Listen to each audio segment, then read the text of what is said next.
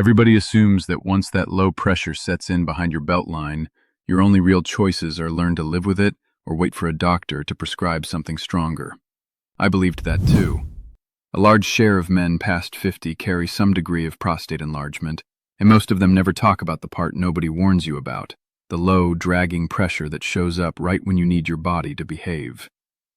I sat through my own grandson's wedding with that exact pressure building behind my belt buckle, counting the minutes until I could slip away without anyone noticing, certain there was nothing to be done about it but wait. I'm 83, and last month I sat through my granddaughter's engagement dinner, 2 hours at the table, wine glasses being refilled around me, and I never once had to calculate my exit route to the nearest restroom. I'm not telling you that because I want credit. I'm telling you because for a long stretch of my life, that kind of ordinary evening would have been a small ordeal I white-knuckled my way through. In the next few minutes, I'll walk you through the one swap that actually eased that pressure for me, and it wasn't anything close to what I expected when I started looking for an answer. The wedding I mentioned happened almost 2 years ago now, and I still remember it in a way I don't remember most family events, because I spent the whole ceremony doing math instead of watching my grandson say his vows. How long had it been since I'd gone? How many people were between me and the aisle? Whether I could make it through the reception toast without that low ache turning into something urgent. I missed the part where he slipped the ring on her finger because I was staring at a side door, calculating. That's the part almost nobody talks about with an enlarged prostate. It isn't dramatic. It isn't a crisis that lands you in an emergency room. It's smaller and meaner than that.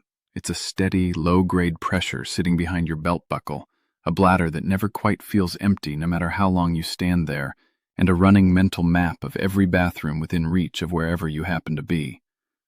Over the years, without ever deciding to, I'd shrunk my whole life around that map. I stopped sitting in the middle of the pew at church and started taking the aisle seat every single Sunday so I could slip out during the sermon if I had to.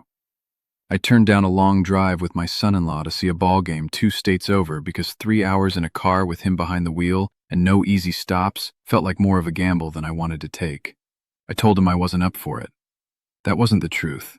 I was up for the ball game. I just wasn't up for explaining why I needed to stop twice on the interstate. I never brought any of this up plainly at my regular checkups. I'd mention it in the sideways way men my age tend to do. The usual prostate business, nothing new, and take whatever brief nod I got in return as the whole conversation. Part of me had decided there wasn't anything more specific to ask. If this is just what happens after 80, what exactly is there left to discuss? What actually happened is that I sat down with a nurse in the family, my niece, who spent years working a urology floor, and I finally asked her the question I'd been quietly avoiding.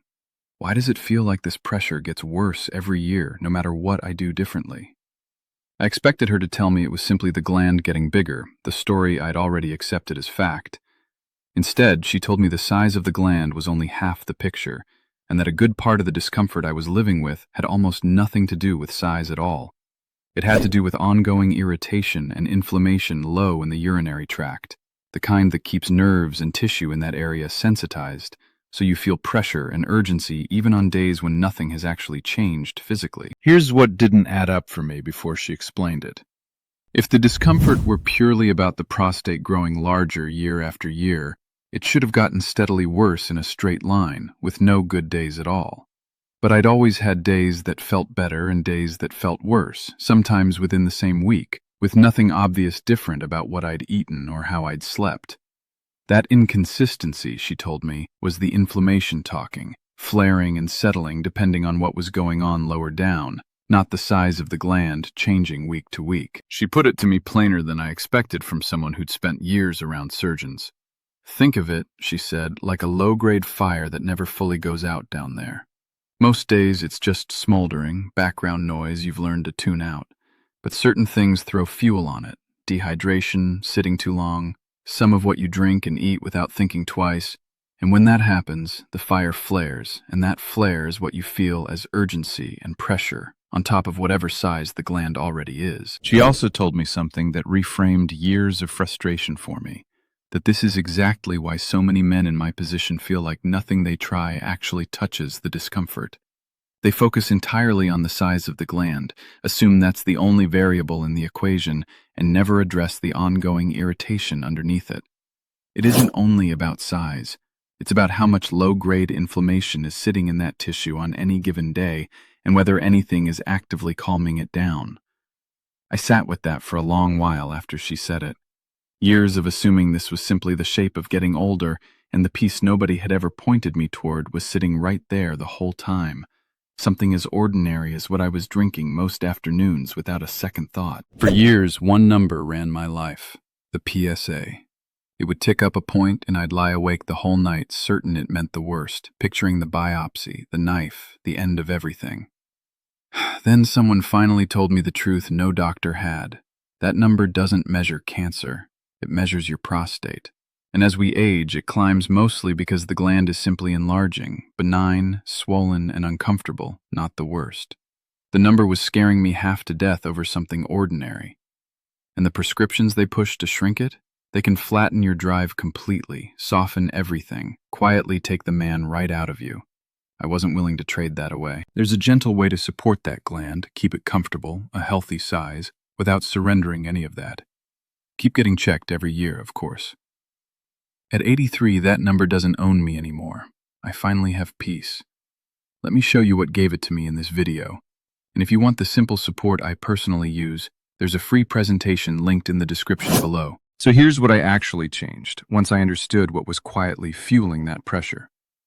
I stopped reaching for my usual afternoon coffee, the third cup of the day, and replaced it with a glass of water stirred with cranberry powder, the concentrated kind, not the sugary juice cocktail from the supermarket shelf that does more harm than good.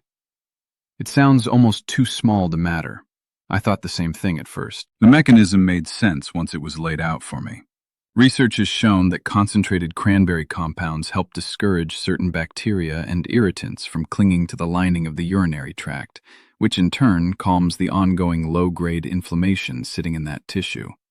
In a study following men dealing with exactly this kind of lower urinary tract discomfort, those given a daily cranberry extract saw their symptom scores improve in a dose-dependent way over the following weeks, meaning the more consistently they took it, the more the irritation eased. Nobody promised a cure. What it did was turn down the flare day after day, which is a very different thing from shrinking anything. I want to be honest with you about why this worked better for me than I expected. It wasn't about adding one more pill to a pile I was already managing. It was about swapping something that was quietly working against me, caffeine late in the day, which is a known bladder irritant that increases urgency, for something that was actively working in my favor instead.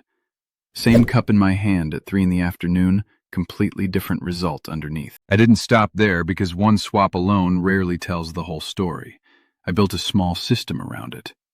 First, the cranberry powder itself, stirred into water once a day, consistently, not skipped on busy days, because the research showed the benefit tracked with how regularly men actually took it. Second, I cut back sharply on that late-day caffeine and replaced most of it with plain water spread evenly through the morning and early afternoon, easing off well before evening so I wasn't fueling nighttime urgency on top of it. Third, I stopped sitting still for long stretches because a stiff, motionless hour in a recliner seemed to make that low ache settle in worse than an hour spent moving around the yard or the house. None of these three pieces would have meant much sitting alone. Together, held steady for a couple of months, they changed how my afternoons actually felt. I won't pretend the first couple of weeks were painless. Giving up that third cup of coffee, the one I associated with the newspaper and 20 minutes of peace before the grandkids called, was harder than I expected from a man who thought he had reasonable willpower left in him. My wife caught me standing at the coffee maker out of pure habit more than once, hand already reaching for the pot before my brain caught up, and she'd just quietly hand me the cranberry water instead without a word about it. By the third week, I noticed the pressure showing up later in the afternoon than it used to, pushed back an hour or more instead of arriving right on schedule like clockwork.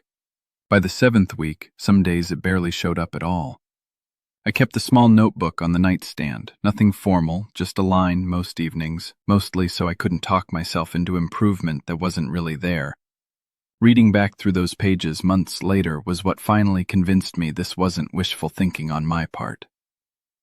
2 weekends ago, I spent the better part of a Saturday out in the yard with my son, hauling mulch and resetting fence posts in the heat, 4 hours on my feet without that familiar dragging pressure pulling my attention off the work in front of me. He commented on it before I ever said a word about how I'd been feeling. I think often about a man named Alonzo who wrote to me after watching an earlier video of mine, 81, a retired postal carrier out of Georgia, who told me his afternoons had turned into a running calculation of bathrooms between his porch and the hardware store 2 miles down the road.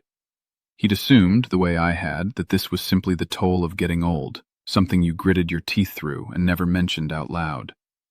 When he heard about the inflammation piece, separate from the size of the gland itself, he told me it was the first explanation that had ever actually made sense to him, because he could point to exactly how much sweet tea and coffee he was drinking through a given afternoon. Alonzo started small, the way I had. He swapped just 1 drink a day for cranberry water, nothing else at first, because changing his whole routine at once felt like too much. Within a month, he'd cut back on the sweet tea, too, once the first swap alone had shown him it was worth the effort.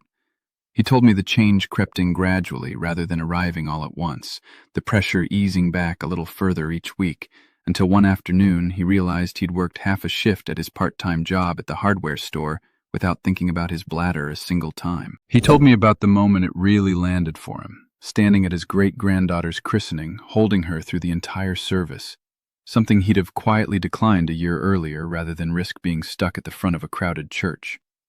He said what stayed with him wasn't a symptom score on some chart.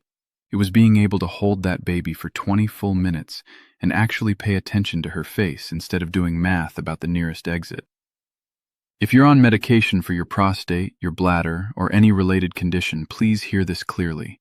Nothing here replaces your treatment or your regular checkups, and you should never stop or adjust a medication without talking to your doctor first. Keep seeing your doctor for your regular prostate checks without exception. Understanding where the discomfort is actually coming from doesn't replace those visits. It simply gives you something real to do in the time between them. What I want you to walk away with is this. The pressure you're living with might not be a fixed, unchangeable fact about your gland's size. For a real number of men, a good share of that discomfort is coming from ongoing irritation that responds to something as ordinary as what you're drinking every afternoon. That's not me telling you the size of your prostate doesn't matter. It's me telling you there's a second lever here, one that's actually within your reach starting today. Here's what I settled on, a few drops a day. And let me tell you why it works. One compound calms one signal, but a swollen prostate answers when several are calmed at once. The growth signal, the inflammation, the pressure inside it. So what I use concentrates them, working as one, the way the research actually uses them, not a single ingredient pretending to be enough. A gland that stays comfortable and a healthy size, fewer trips, and the quiet of no longer fearing that number. It leaves the man fully intact, none of that flattening the prescriptions can do. It's linked right under this video, go look for yourself. It won't replace your doctor or your yearly check. It supports the biology right alongside them. I'm 83, and that number doesn't own me anymore. I think about the man I was at that wedding, staring at a side door instead of watching my own grandson get married, doing quiet math instead of living the moment in front of me. And I think about the man I am now, holding a great-grandchild through a full church service, standing in the yard for hours with my son, sitting through a whole engagement dinner without once checking the exits. That's not a miracle. It's just finally understanding what my own body had been trying to tell me for years and giving it something better than a third cup of coffee. If you've ever missed a moment that mattered because you were mapping out bathrooms instead of paying attention, tell me about it in the comments. I read every single one myself. And if this kind of plain, honest explanation is useful to you, go ahead and subscribe. There's more of this waiting for you every week.